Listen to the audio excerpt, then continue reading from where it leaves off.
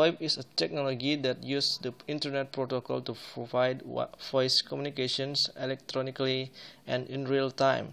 Skip point voice traffic in the form of IP packets on the network through to the use of Internet.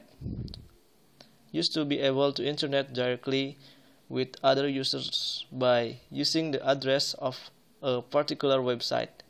Page of the website made it interesting, easy to remember and easy to use, while the server is used for the support of VoIP audio conferencing so that it can run optimally.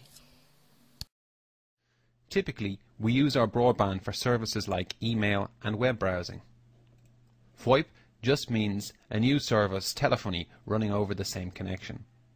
Now you might ask yourself the question, why bother with VoIP? We already have phone services. Well, there are a number of reasons for this. The first one is cost. The cost of calling from one VoIP phone to another VoIP phone is free. Because we use the shared infrastructure of the web, the cost of connecting networks together is much less.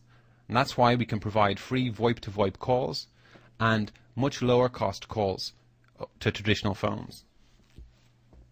There are also other reasons. VoIP is far more flexible. For example, with a traditional telephone, the phone number is hardwired to the copper in the ground. So if you want to move telephone from one place to another place, for example, if you're moving home or if you're changing country, you either can't do it or it's just going to cost too much.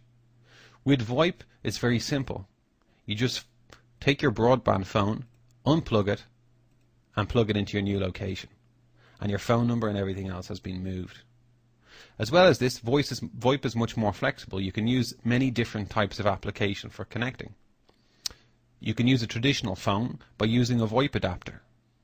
You can use VoIP phones, phones that are specifically designed to use the VoIP protocols.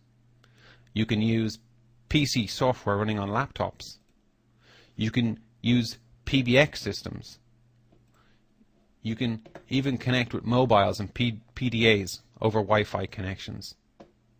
Another great advantage of VoIP is that the channels are virtual. That means that you don't need a copper pair or a bit of copper running in the line for every single call. You're just limited by the bandwidth that your broadband has. This is perfect for small offices where you would typically have to lay new copper wires for every time you want to add an extra line. It's also much more flexible because it interworks with other IP protocols. That means it works with other applications on the internet.